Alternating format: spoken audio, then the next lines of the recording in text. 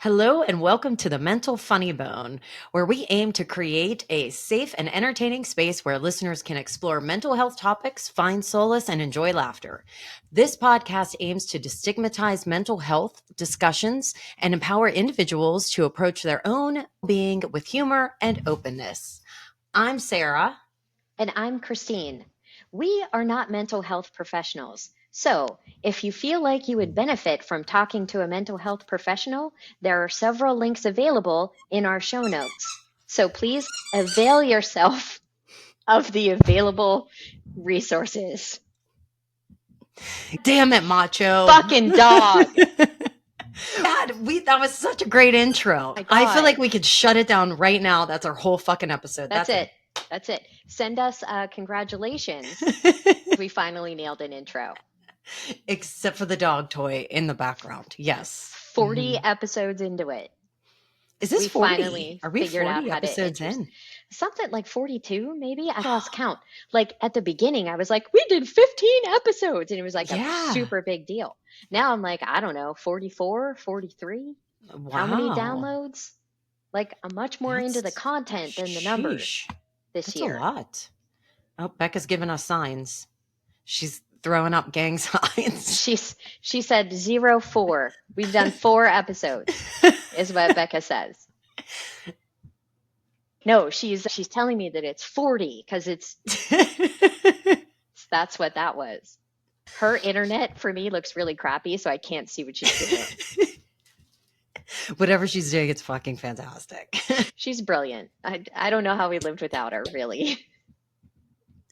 Fuck. All right. So we got an intro.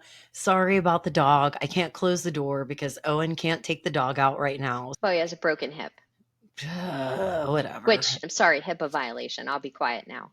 HIPAA violation on the broken hip. All right. Can you give him a non-squeaky toy? What the hell? He's got several of them. What's wrong with you? Hold on. Macho, how about you chew on a bone? You hear her? Chew on a bone. There. Chew on Oh my God. Dear listener, I am so sorry. The next thing you know, she's going to be making squeaking noises herself or chewing noises, whichever. What is that? Dinosaur. Or no, it's a dragon. This is a dragon. Oh, and he's looking at me as though, because I normally squeeze his head and then throw him. So you can see Macho. He's sitting there. Ready. Oh, Ready. She's going to throw it. She's going to throw it. She normally doesn't play with me from that chair, so I'm excited. He's going to squeak in a second. I mean, I heard him run away. He was so excited. All right, Macho. We're done. Play with Humper. Ew. Okay. I wish you could see him because he's literally laying on top of Humper. No. Humper. Okay. Oh, he's giving Humper a little lick on the ear, little special love. I'm gonna throw up. Whoo! All right. Okay, seriously. Okay.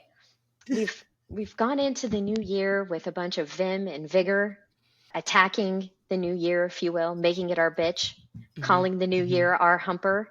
Yeah. To draw out an analogy, maybe. Yeah. And so far, that has resulted in us having 0 fan mail. Today's fan mail segment is in that there is none.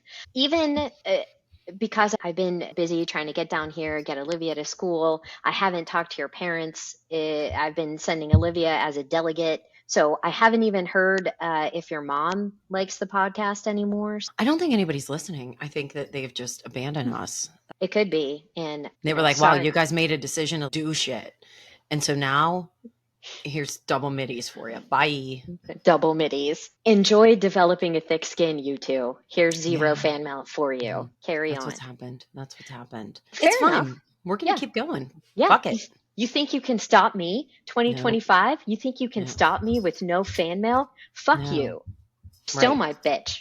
There are true boners out there. There are true boners out there that are going to step up. Kim D. I know it. Kim. Yep. Kim. Are you there? Hi. Hello.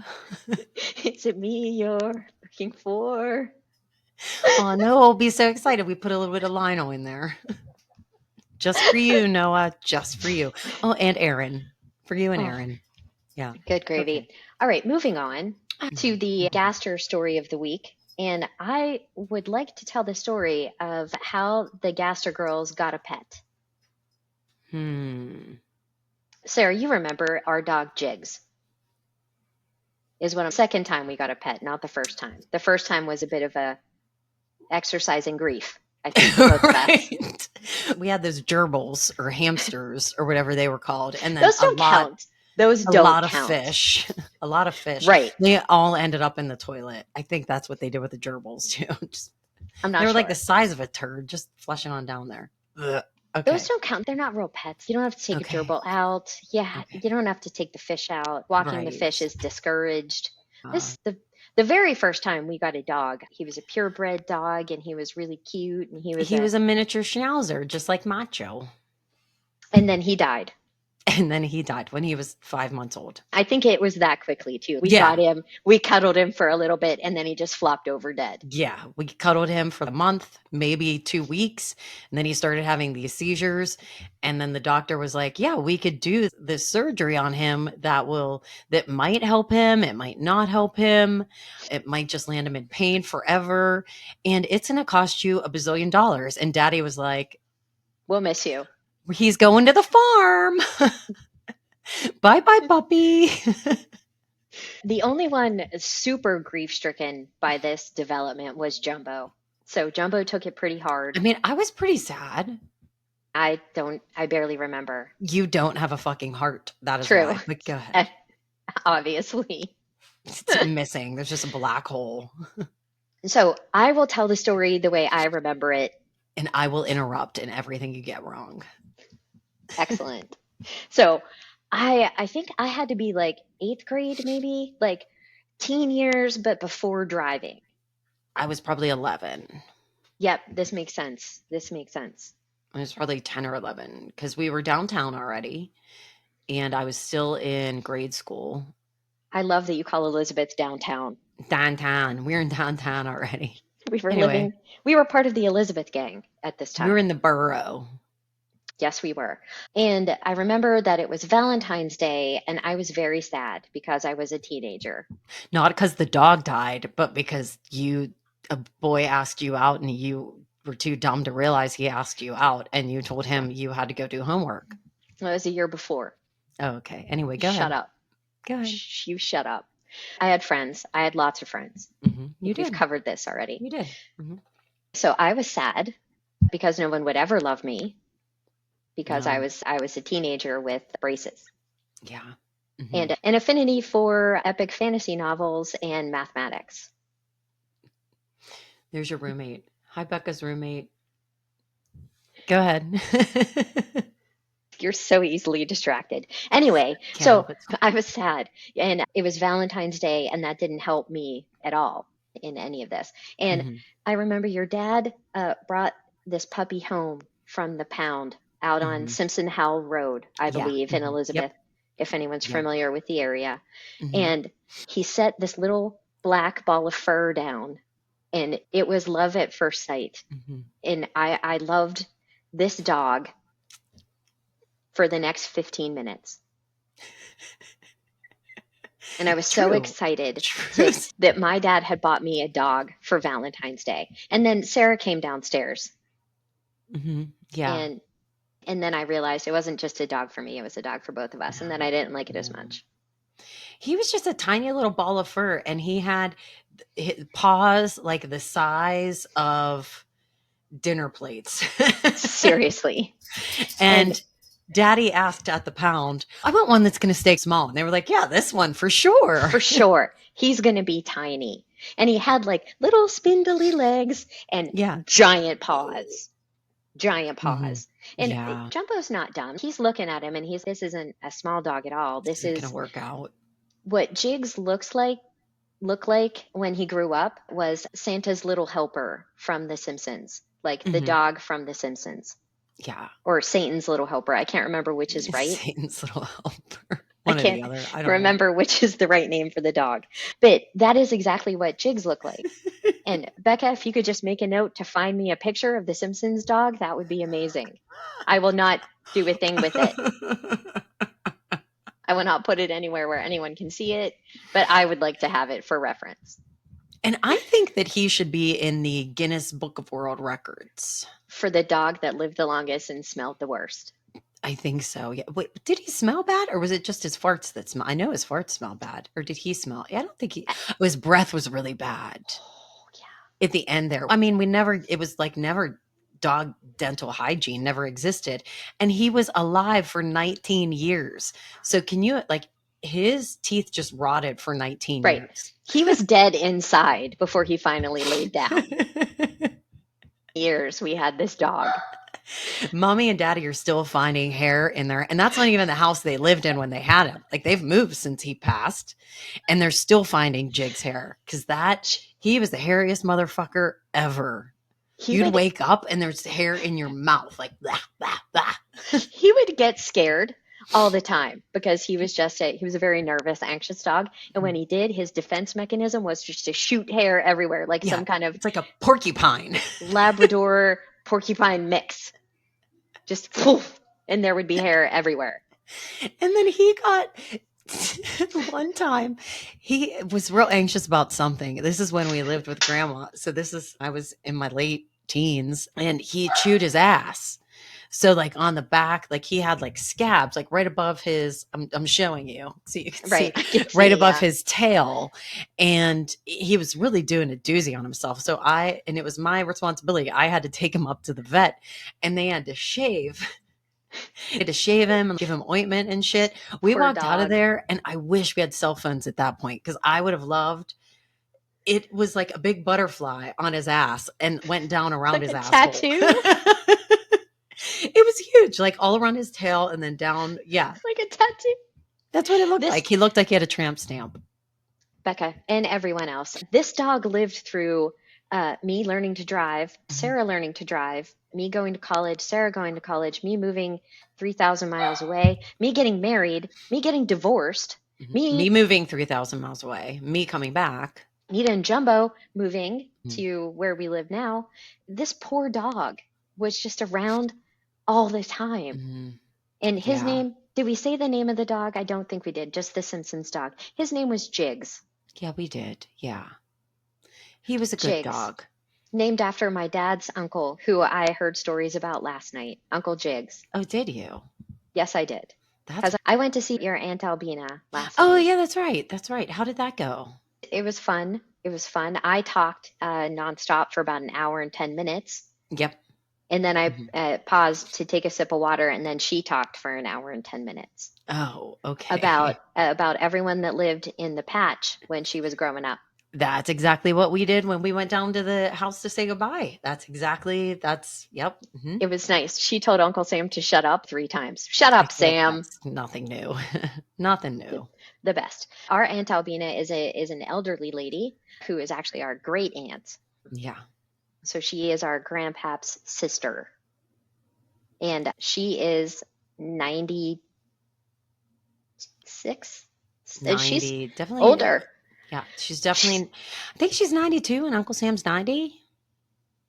Sure. They're both getting up there. But it was so nice. It was so nice to see them and be reminded that I had an Uncle Jigs, which then in turn reminded me of the dog. And then the dog.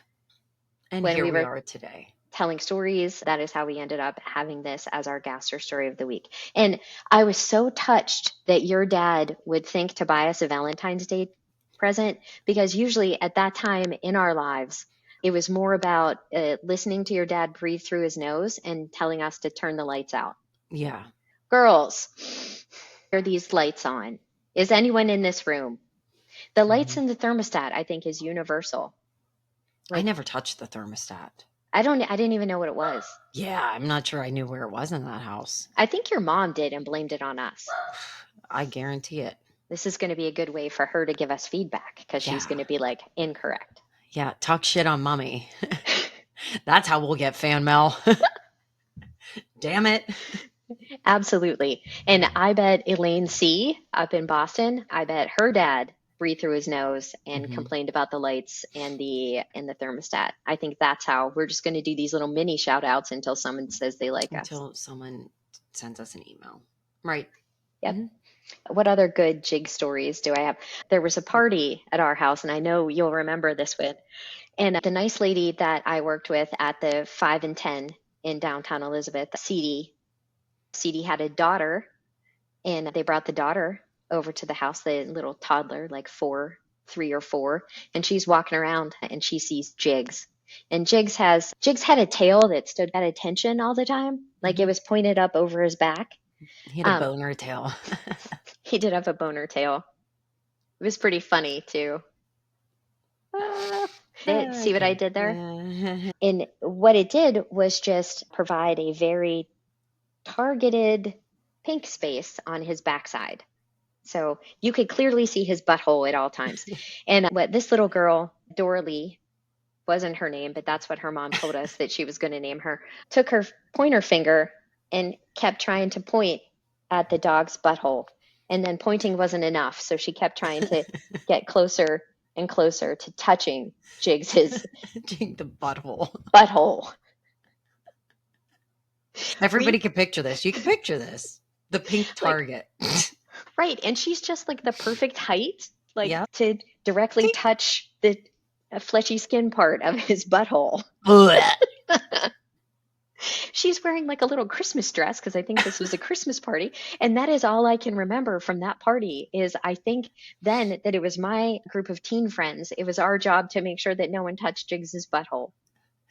I vaguely I don't remember the butthole touching, but I remember this party. And I could see vividly pictures of it, like everybody in the kitchen, and everybody was wearing a Hanes sweatshirt with a poinsettia on the front of it that was outlined in gold puffy paint. Right? This is the time we're talking about, right? Yes. Oh my God. Yes. And how those got attached to the sweatshirt, you bought some fabric, and then you cut out the poinsettia with tiny scissors.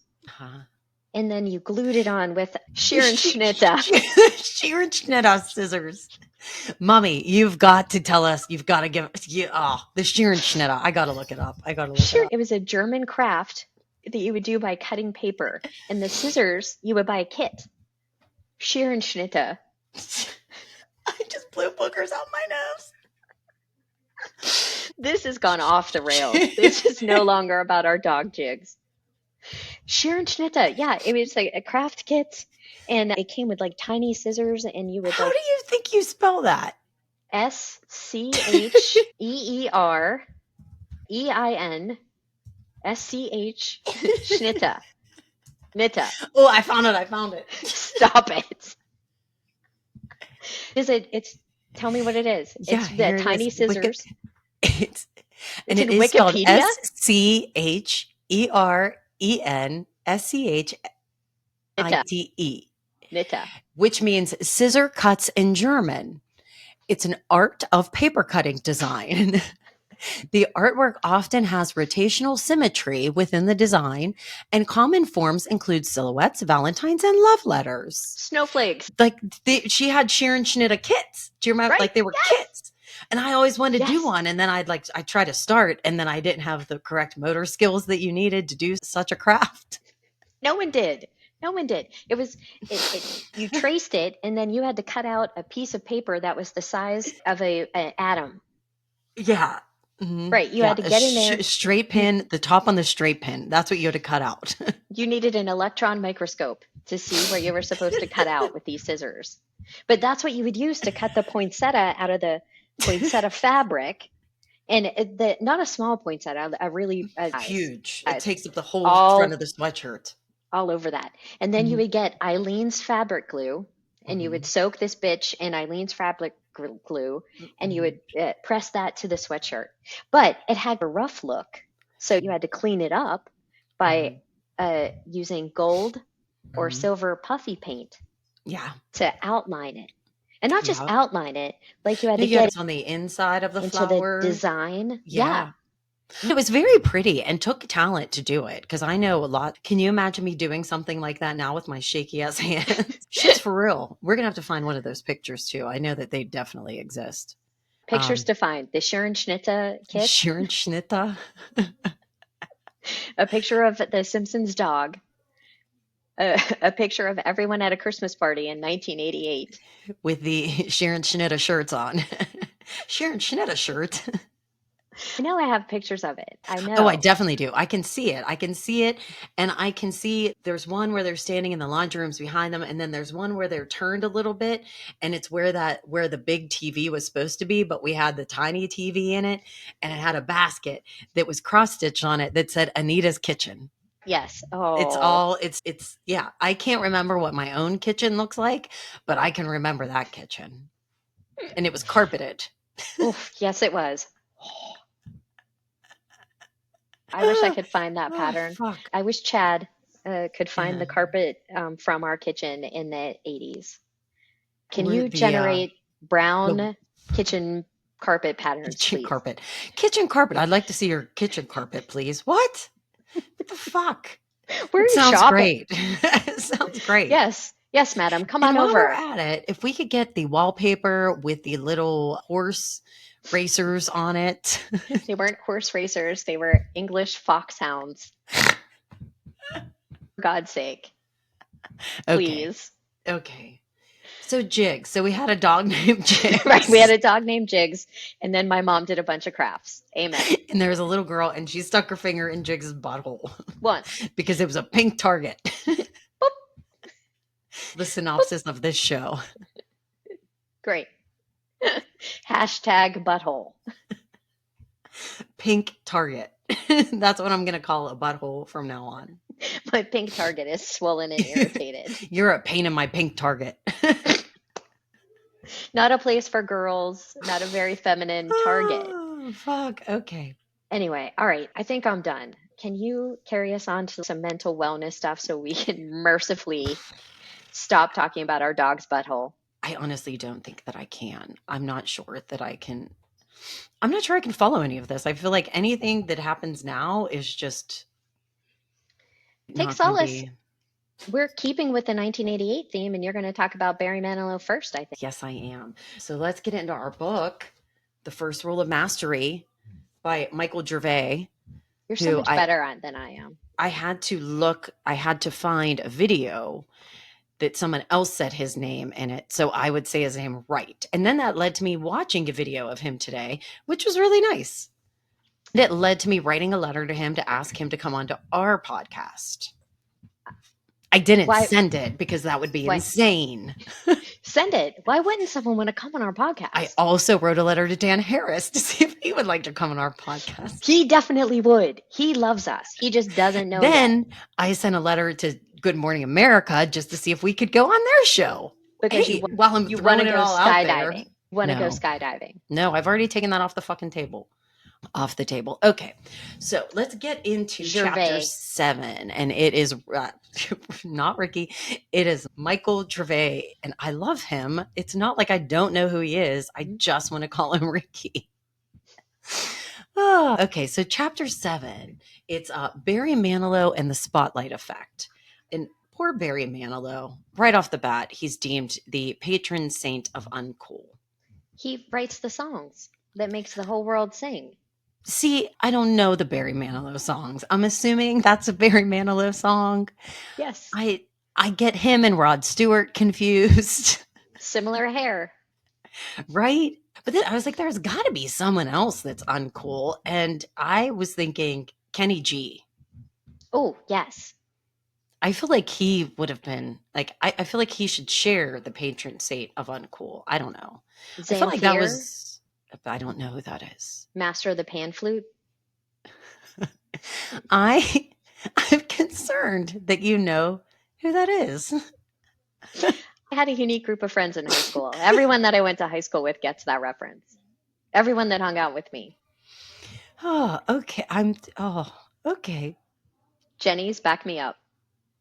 That's interesting. What is a pan flute? Becca? Look it up. We're going to need a picture of a pan flute. If you picture like a little sprite or a little forest nymph, it's the little flute they play while they're frolicking in the forest. That's a pan flute. It's mythical. No, it's a real instrument. Real instrument. Speaking of mythical things, Owen said that the national, oh, there it is. I see. Okay. I know what it is now. I know what it is. Okay. So Are you? Owen said that the national animal of, fuck, I can't remember. I swear This he is a said great story. Scotland, but it doesn't. Anyway, he said it was the unicorn. And I was like, that's not an animal. It's not real. I did what? It makes no sense. Anyway, okay, so we're looking at chapter 7. Okay, and the Barry Manilow and the spotlight effect. So in chapter 7, it starts out, go ahead. Um, so back in the day, when I Mhm. was really into being physically fit, I joined Mhm. a website called Nerd Fitness. Mhm. You might remember because I was really excited about it when I found it. I was like, Yeah. this is amazing. Somebody wrote a website just for me. Yeah. And Steve Cam is the guy who runs Nerd Fitness. And Okay. he sends me an email once a week to tell Oh, me all kinds of good nerd fitness stuff. And because I yeah. never ever unsubscribe from anything, Yeah. um, he mentioned today uh, the debilitating effects of the spotlight effect was the Ooh. subject of his email. So if you think the universe doesn't align on occasion and Mhm. give you some good pointers in some direction, like Christine, please do something Yeah. other than sit on the couch and crochet. You're not going to have muscles if you do Bam. that. Bam. It all aligns. There it is. Steve But that's Cam, it. I thank you mean, so much. Spotlight effect. Now you should tell the people what that is. so the spotlight effect, let's start out with, in chapter 7 starts out with a study that was done on a college campus, and they had X number of students that had to wear a t-shirt that had Barry Manilow's face on it, and they had to go into a classroom, and before they went into the classroom they had to predict how many people would be able to remember that they had that awful Barry Manilow shirt on. Aw. So after they went in and they did what blah blah blah, they asked the people who saw these students with the Barry Manilow shirts to recall what they were wearing. The students that had the Barry Manilow shirts on, that would be embarrassed to have the Barry Manilow shirts on, said that at least 50% of the people that saw them would remember that. Actually, less than 25% of the people that saw them remembered that they had a Barry Manilow t-shirt on. This is essentially the spotlight effect. It's It's a vomit noise? What? I skipped ahead and forgot what I was saying. You could go Okay. back. You go back to it. Just go back to it. You were doing great. Spotlight I effect. I was I getting okay, distracted because yeah. I think Becca was trying to tell her roommate that she was pregnant. A lot. Whoo, mama. All right. At least we know where we need to cut out. Okay, Becca, mark it down. We're cutting out a lot of this. Okay. So Becca now, went, sorry, I was 100% paying attention to what you were saying. so the spotlight effect. Spotlight effect is a psychological phenomenon where, and I'm so excited that I said that properly, I Me too. think, where we overestimate how much people notice or remember of what we're doing. So this is pretty much that nobody gives a shit about you. We're always It's thinking that people are paying attention to us. We think that all eyes are on us, but honestly, everybody's too worried about themselves and caught up in their own Barry Manilow crazy moments to even notice that we've got a Barry Manilow t-shirt on. right. And if Gervais talks about what causes the spotlight effect, and he talks about egocentric bias. I'm saying lots of big words today. I love Very it. excited about it. Very excited about it. So this is basically where we live in the center of our own world, is how we're wired because we're normal ass human beings. The thing I like about this is it doesn't mean that we're arrogant or self-absorbed, because I've been very much aware that I have lived in my self-centered, focused world for a while now, and it made me feel bad. But now I feel better because I'm not arrogant or self absorbed. You're just a Anyway, person. You're just a person constantly overestimating how much people care about you. exactly. Exactly. And that's the amazing thing of all of this is the gap in how much we think people are thinking about us and how much they're really not thinking about us, regardless of the situation, whether it's a positive, a negative, or a ridiculously embarrassing situation that you, Christine, would find yourself in. 100%. Mhm. 100%. Mhm. This, again, this is the best part about having Jumbo as my dad, because I learned early on that no one really cares what's happening to me. Like when I am walking through the airport and I trip a little bit and spill coffee all down the front of my white Mhm. shirt, Yeah. I have a little bit of perspective in Yeah. that nobody cares that just No. happened to me. Somebody Mm-mm. saw and they were like, oh, Yeah. And that's the other thing. Like somebody saw, somebody noticed, like even in the Barry Manilow things, like of those 25% that remembered that they saw Barry Manilow t-shirts, how long did they remember that? right.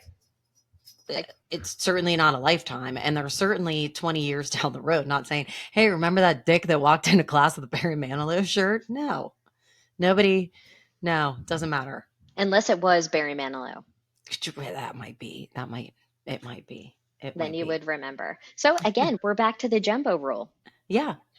I feel like it's everything. It truly is everything. And that's what I wanted to write in my Michael Gervais request for interview about how my dad is the one who really came up with FOPO. I think that's And fair. that I felt that we should have both of them on. I think that's what we should do. And we should have Nobody Gives a Shit About You and FOPO Man. Right. Like, what would they Mhm. do? Would they just chatter away about how much they both like Bruce Springsteen? Yeah, they would just chat. They're like superheroes. We would get them little costumes, man, and no one gives a shit. There you go. Anyway, so I I created that. I don't think you're making a big, strong case for Michael Gervais to join our very serious and helpful podcast. I don't know. He seems fun. He seems like he would dig it. I feel like Dan Please, Harris would. please wear this leotard. Okay, that might be going too far. Okay, we won't do costumes. Okay, Fobo fine. man. All FOPO right. man. It sounds scary. All right, All right. anyway. Okay. Wait, So wait. I go have ahead. another question. What's the title of the second part of the book? Because we wrapped up part one, and Oh, yeah. part one was called something, and I can't remember what it was called. But I also It, can't remember what part two is called. I want to say part one was something about identifying. Let me see. Unmask. So you unmask, and that's what you covered already. Okay. Now we are on to the assessing part. Oh, excellent. Unmask, assess, redefine. So I know I've said it before, catch, change, catch shit. Catch shit. No, there's a C in the middle there that I can't Catch. remember. Okay, never mind. Cut that out too. Okay, moving on. So part two is assess. Assess. Right now we are assessing. We're So, assessing. To have the base of the jumbo rule in order for yeah, us to assess. Okay. right. All right. Exactly. Absolutely. So the next thing he talks about is false consensus effect, which makes a lot of sense once you start reading about it. And this is our tendency to overestimate how much other people share our beliefs and our habits and our preferences. And this is reinforced by something called selective exposure. This is something that I have wrestled with for fucking macho. I'm guessing my whole life, but I really only noticed it like a few years ago, which is embarrassing. But not everybody agrees with me. Weird. I don't. Why would I'm right, obviously. So I don't understand why you want to argue or disagree with what I have to say. How can you possibly believe that dumb shit you believe? So this is something I'm working on. I have been working on this, but yeah, I'm gonna kill the fucking dog. Don't do that. Okay. So this one is funny for me because since last year and all of my ADHD stuff, and I'm like, oh, look at me, I'm such a special little snowflake because I have ADHD. Now everyone I meet has ADHD Yeah, because of I just course, project that onto other of people. I'm course. like, Yeah, look at you, I know what's wrong with you. yeah, You have mhm, the same thing I have. We're the same. yeah, yeah. We're all the same. Sometimes I'm right. It seems right. Yeah, it seems that you would be. I feel like that's just Just people, odds. I don't know. just the people I like to hang out with. You're pulling in the people that you feel are just like you. There you Sweet. have it. So all of this psychological fun shit that I've spit at you, like all these fun terms, I was super excited to have fun terms and like actually say things that exist and say I'm things like psychological phenomenon. Go ahead, Christine. I'm not going to let you do it. What? Pretend like you don't know big words. I do know big words, but I normally fuck them up and I won't say them because I feel like I Nope. don't deserve to say them because I'm dumb. I am not Right. dumb, which is why I'm bringing it all in this week because I'm not fucking dumb. I'm fucking smart. And I'm going to show you guys how fucking smart I am by Right. saying psychological phenomenon over and over again. Just The say it. next thing I'm going to talk about is a psychological concept, though. And it is, Do it. I'm getting the head shake too. The psychological concept of anchoring and adjustment. So this is all this shit we've talked about is kind of part of this concept. And a concept that when we're introduced to something new, the first thing that we're introduced to about that, like the first thing we learn about it is what we grab onto and we make that our anchor. And anchors are hard to Yes. move. But Because if we they're want to heavy. if we want to keep moving on, we need to make adjustments to the anchor. It's hard to do Interesting. that. It's really hard to do that. I know I do that. And that's something that we've been learning and something that has been new for me is to be able to say, oh, maybe that's not exact. Oh, I got to pick up my anchor a little bit, drag it along. Maybe you think something else. Okay. So anyway, I I like thought it. that was a pretty decent, a pretty fun concept. So it's about having a little bit more of an open mind. Yeah. So Hmm. pulling it back to some mindfulness Yep. is the ability to understand and recognize that maybe I've just developed an anchor here, and Yep. this isn't the final end all and be all to everything that is true. So maybe I Exactly. open my mind up, maybe I take my little mindful pause, open my mind up, and think something else. Lift my anchor a little bit. Hmm. Get along, if you will. Sorry, I had a cough. The dog is the dog. All right. So, towards the end of chapter 7, he talks about what we do with the moments when we really are in the spotlight. The Got big it. thing that I thought about was a job interview. Oh, So, do we treat these as just another moment or are we treating it as the big moment? And pretty much he says that both approaches are correct. And I think it just really depends on you as an individual and what is going to work out for you best. The big part of this is that you need to make a decision of which way you're going to handle it and stick with it and mentally prepare for that situation. So if you're going into the interview and you're just treating it like as any other day, then you're chill about it. You're not doing like a ton of prep. You're going in relax. And when you go in there, you need to make sure that you remember that's the decision that you made. And you need to keep that mental coolness state to you. You can't go in there and 2 seconds before the interview starts go, fuck. what if this happened? What if Oh my God, I didn't prepare. I didn't fuck? prepare. Yeah, This is the most important thing that ever happened to yeah. me, and I haven't prepared. Yeah, you needed to make that decision a little bit earlier. So if you treat the interview like the big moment, which how I do interviews and obsess about it. Maybe obsessing isn't the best thing, but I practice. I do the mirror practice. I do all of that. I have all the questions. Basically, what you do is if you're treating it as the big moment, you're practicing those stressful situations. You're putting yourself in those situations to make sure when they do come about that you're able to handle them and show everybody how badass you are. Yep.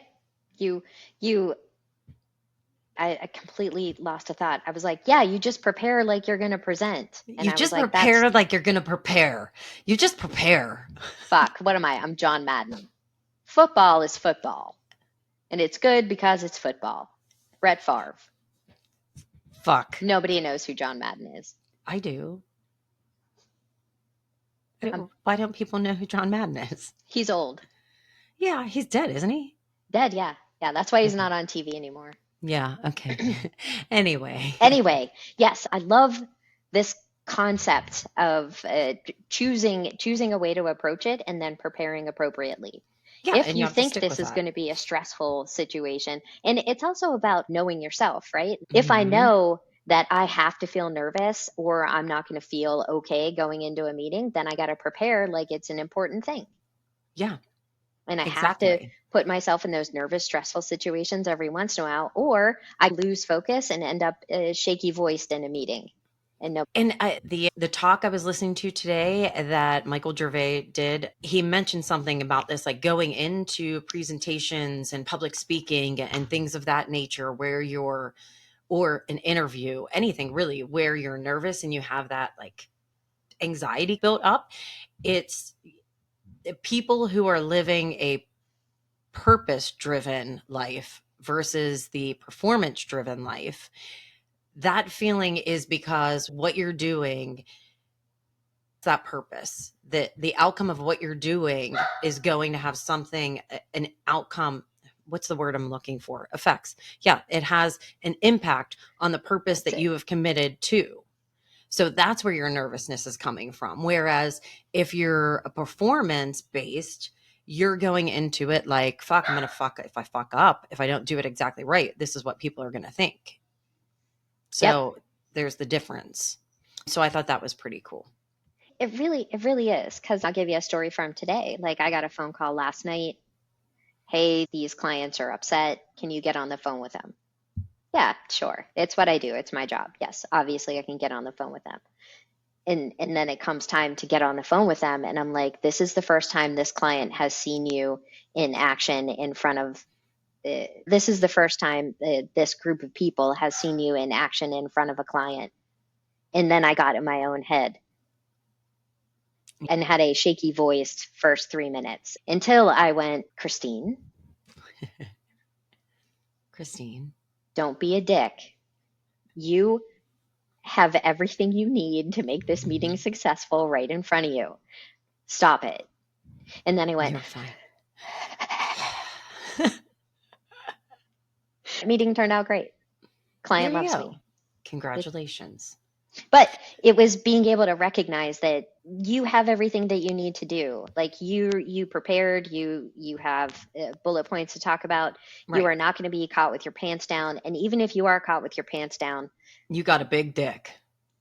I don't have I a don't big know. dick. I feel like that's where we were going. It was Was caught with it? your pants down. It's totally fine because you got a big dick. It wasn't. It was that. It was simply that I don't need the validation of being Of unprepared having or a big of dick. having, yeah, I don't need the validation of having a big dick. I am fine and enough in these situations. And if I have to apologize and start over, then so what? Who gives a shit? Yeah. Nobody cares. Nobody Nobody cares. cares. Nobody cares. The client And cares because they're yeah, losing millions of dollars every day. But but there's a whole difference there. It's not, yeah, when you're saying like nobody gives a shit, again, it goes back to the performance versus the purpose. right, We care about the purpose. Of course, we care about the purpose. right. Okay, let's move on to chapter 8. You ready? I'm ready. Moving What on is to it? chapter 8. Hi, Macho. Do you want to just sit here and let me scratch you so you'll stop barking? How about that? Okay. I hate your dog. That was my macho voice. I hate your I hate dog. my kid for having a hip problem now, so he can't take the fucking dog out. Stupid crutches. Okay. Anyway, so now on to chapter So 8. much to cut out. So much. It's fine. Chapter 8. Carry on, Sarah. Chapter 8, we talk about the birth of Fopo. So we Ew. talk about where it's right out the chicken. Wonder how big Fopo was. Stop Never mind. it. Episiotomy. Let's just throw them all Anyway, out there.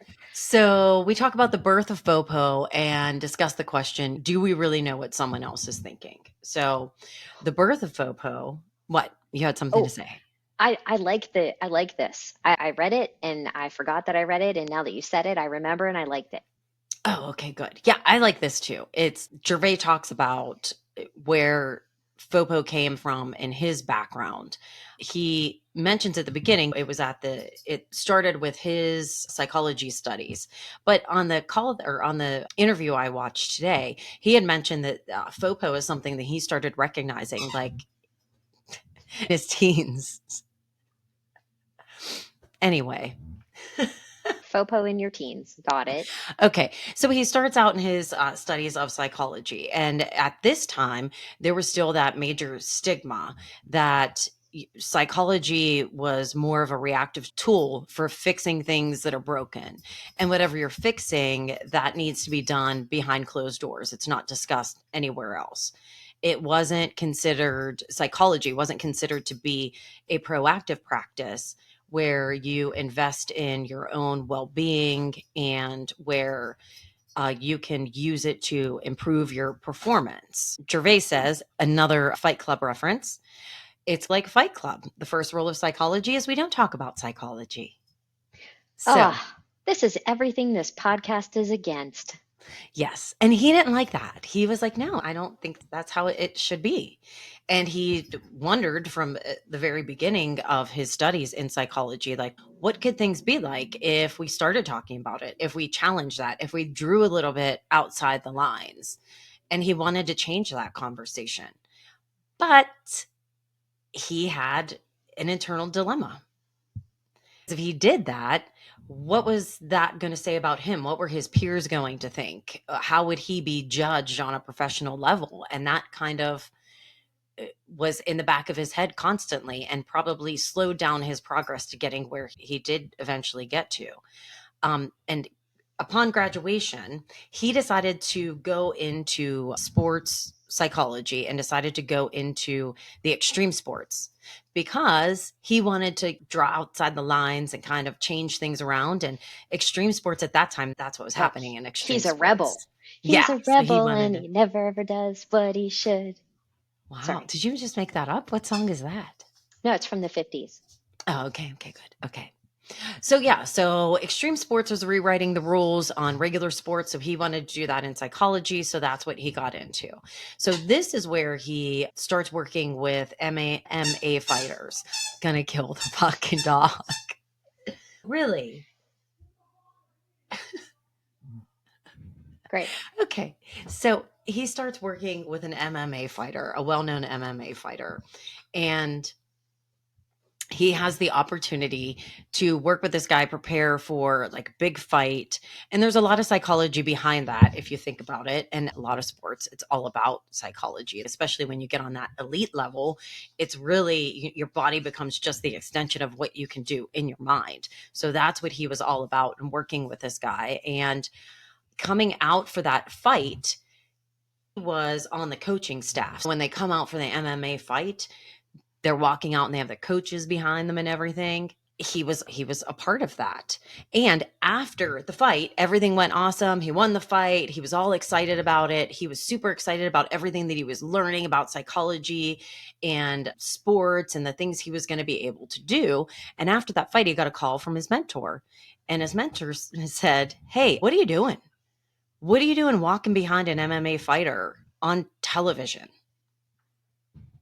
And he was like, what? Like all the excitement that he had, he lost it. He was done, was gone. He called his wife, who I now love. Her name is Lisa. And he called his wife and he told her, and she was like, you know what you should tell him? Fuck off. Suck a bag of dicks. Suck a bag of dicks, mentor. Thank goodness for all of us, because what would we do without the concept of FOPO? Right. He continued to go on his way and wrote off his mentor and continued to do what he was doing and working with the elite sports and talking about things, making it, helping it you know what I'm talking Destigmatized. about. Yeah, talking about mental health and bringing it out there. Along the way, he still internally struggled with what his mentor really meant because he just took it for what he thought it was. And that's what he thought his mentor was saying. No, you need to get back in your lane. You need to get back behind the closed door. And he struggled with that for quite some time. And he eventually got the opportunity to talk to his mentor. He had come to one of his talks. And when he got the opportunity to ask him, what did you mean by that? He decided he didn't care. He was going to continue on with what he was doing. And the major lesson he took out of that for himself was had I just asked at that time, I probably wouldn't have lost that friendship. And that would have been a relationship that could have been an awesome professional relationship, whatever. But in addition to that, I could have learned something more about myself. So instead of questioning, he just went on and said, I know exactly what he's thinking. So this leads us into how do we know what people are thinking? Are we really able to decipher what people are thinking? I love this. So this, if you think about it, I mean, on a daily basis, we're constantly trying to figure out what people are thinking, and we think that we're really good at it. I think I'm really good at it. Like I could walk away and be like, "That, what a bitch." Meanwhile, she's not a bitch at all, and I'm It's just very making nice. that up. Yeah. Anyway, so we come to another study that was done with couples. They took couples, they put them in separate rooms, they asked the one partner a bunch of or 20 questions, and then they asked the other partner to predict what the other one was going to answer. They also asked that partner to estimate how many questions they would get right, how many they would predict properly. Everything they do this experiment and they find that the couples, they are able to predict a little bit better than just random, not really by that much. Hilarious. They were able to predict 5 out of 20 answers. On the random side of things, 3 out of 20 were answered. So they only answered 2 more than the random. What's even more surprising about it is that they estimated, and there were decimals and shit in the book. I just rounded They're shit up because decimals.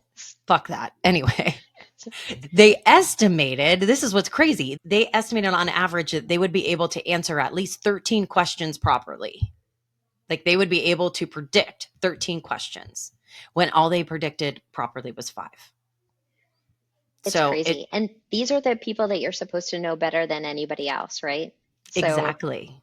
you So can't, we think that we know what they're thinking, and it's not at all. All we're doing is we're wasting a shit ton of mental energy and overthinking and overstimulating ourselves trying to figure out what other people are fucking thinking. And it's really just a waste of our time and energy. And ultimately, it's impossible. Think about your brain. There's lots of shit going on up there. Like lots of shit. It's super complicated. And we think that we're going to go ahead and decode it by guessing what someone is thinking. And it's just not possible. this would have been really valuable information when I was dating. Yeah. Yeah. This is still valuable. I'm starting to learn now, like, no, and I will be talking about something. I'm like, you didn't do that because blah, blah, blah. And he's, what? And I was like, yeah, I know that's what you were thinking. And this was like Right. 15 years ago. Like I'm talking now and I'm talking about something 15 years ago. And that's what I have functioned of the last 15 years thinking he thought this one thing. And he was like, Yeah. no, that's not, you made that up. Yeah, Right. it happens. And you might be sitting there listening right now thinking, I don't do that. I don't do that. I'm right though. I'm right. I know my partner. Start asking questions, see how it goes. Because I Just guarantee you're going to be a little surprised. take the A little, quiz. I'm sure the yeah. quiz from that study is online somewhere. Just take it. Yeah. Just take it. See how it I comes out. I know for sure David and I don't think the same thing ever, not even Yeah. once. We would predict each other's answers 0 out of 20 times. Yeah. It would, Accidentally, we would get it right. yeah, we would definitely do random. We might get 2. No idea what that cat's thinking at all ever, which is why I like keeping him around. Yeah. What? Mhm. I thought you were talking about like your actual cat. And I was like, you know what your cat's thinking? Meow, meow. That's what your cat's thinking. Maybe David's No, thinking that too. I think that's what Stets is thinking sometimes. Oh, I shouldn't say that. We'll have to cut that out. Meow, meow, meow. I think, Anyway, yeah, the cats are thinking this bitch all the time. you fucking idiot. Put Yeah. me down. Right now, Macho is thinking my bladder is Get about off to the phone. explode.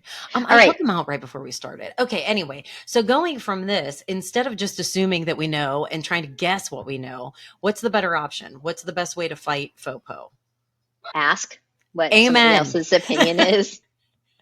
Don't be afraid of Yeah. it. Just ask. Yeah. The answer is super simple. Inquiry, ask, listen. Right. When you ask, actually listen. That's always a good idea. So instead of assuming, take the time to ask somebody else for their perspective directly. If Right. you think about Gervais' interaction with his mentor, like we said, like there could have been, he could have saved himself a lot of inner turmoil for years that Hmm. he overthought that if he had just come out and asked him what he meant by that instead of just taking this defensive stance Yeah. on it. Yeah, I'll tell you a quick story if you want about my early career Yeah. when when I got my first data manager job.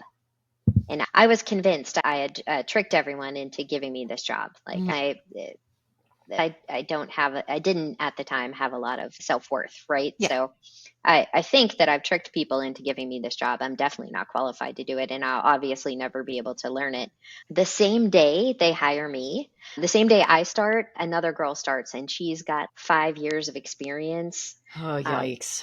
Whew. she's very confident in her presentation, and for the rest of the time that she and I worked together, I was consistently just assuming that I was second. Like, I'm second, I'm the second one. For ranking people, we're going to rank her first, and then you're going to get to me. And that's cool. I accept my position as second because obviously I tricked people into being here and she's really qualified. So cool. And it would turn out that wasn't the case at all. Like, I didn't trick people into hiring me. I got hired because I'm a hard worker and I'm good at what I do. And if I would have stopped thinking like that, I probably could have contributed more. I probably Mhm. could have, instead of just assuming that everybody's opinion was exactly what my opinion was about myself. And instead of just assuming that when they asked for volunteers, they didn't want me to volunteer, they wanted Yeah. her to volunteer. Think of the things that I could have potentially done so much sooner in my career if I just would have smartened up a bit sooner. And Right. eventually I got there. Eventually you just start believing in yourself a little bit more. Yeah. And yeah, but what a waste. What a waste. Yeah. But it happens and we're learning, and that's why we're doing this. Yes. Don't you be So like me. Don't you yeah. be like me. Yeah, In the don't do those. Don't make those silly decisions. Be more open-minded and be more willing to ask questions. Don't be afraid to ask questions. And that's really how we're able to combat FOPO and move forward from it. One, of course, one of my favorites, be curious, not judgmental, which I thought was an actual Ted Lasso quote, but that was actually Walt Whitman It wasn't quote. even Walt Whitman. It wasn't? Okay, Nope. who was it? I don't know. It's misquoted. It's not Walt. You know what? I fucking said it. That's who said it. Sarah Lee Right. Hart. It's on my water bottle. It was last year's mantra. Be Yeah. curious, not judgmental. And This it's year it's huge. choose violence. Okay, we're not choosing violence. We're going to be curious instead of being judgmental or defensive. And we're going And to, then we're gonna choose violence. no, no, nope, no. Right? We're going to spend less time judging others or worrying about their judgment to us. Just in case you're thinking, I don't judge others, fuck you. You're lying. Just wanted to let you know. You're lying. You're lying. Kindest hearted person anyone has ever met. Yeah. Yeah. If you're saying you don't judge others, you're probably a psychopath, a You have very little narcissist, self-awareness. you're incredibly enlightened. I don't know, whatever. Think But about it. yeah, just no, no, absolutely not. And you just have to, the key is to recognize it and not let the judgment dictate what you're doing and dictate your actions. I think that's no, I have a couple more points. I've one more. I've actually, in closing, I have a closing point. FOPO is a powerful force, but it doesn't have to control us. By embracing curiosity and asking questions and staying open to new perspectives, we can break free from the fear of, that's a lot of F's, other people's opinions. And if all else fails, channel your inner Barry Manilow and own your uncoolness. Own that shit. Own that shit. Story of my life. And Choose I violence. lied. I lied. I've one One last thing. more. We're not gonna choose violence. Side note, I just because we touched upon it and we talked about athletes and elite athletes, I just had a side note that the public conversations about mental health in sports have really been helping destigmatize the field. And I'm really hoping that continues because we've seen it. We've talked about Simone Biles. There are several other, I know there's some NFL guys, like, and these are the people that we really need to continue to speak out. It really helps everybody recognize that this isn't, it's for real, it's here, and we should talk about it and help each other. Yep, 100%. 100%. We protect our bodies in different ways by taking care of them, and we should take as much time, dedication, effort, and support to take care of our minds as well. Yep.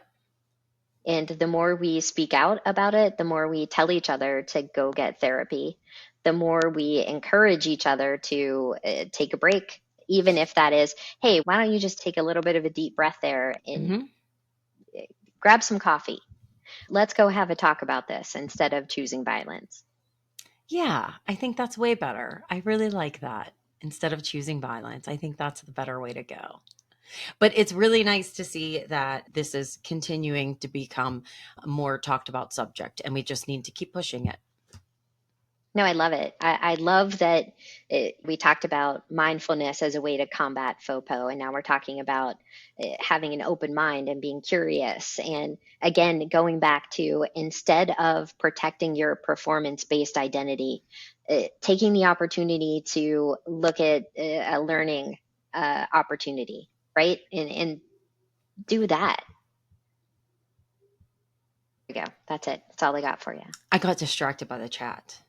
Mm-hmm. I I know don't what even happened see in the it. chat. No. Chad. Is Chad here? Backstage. Oh no, it was just alerting me that I could whisper to you guys backstage via chat. Because that's, yeah, it's not going to help me. Or maybe there is a chat. I'm confused. Okay. All right. Anyway, that's all I have for the week. Oh, thank goodness, because I have to pee. Yeah, I think the dog might have to pee too. I'm not sure.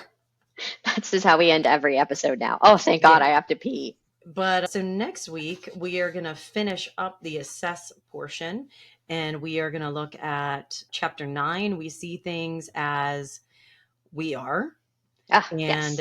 social beings masqueraded as separate selves. Everybody has ADD. So that's it. All right. I guess we can say goodbye. Love you. Bye. Love you. Bye. We got to come up with a better sign off. I had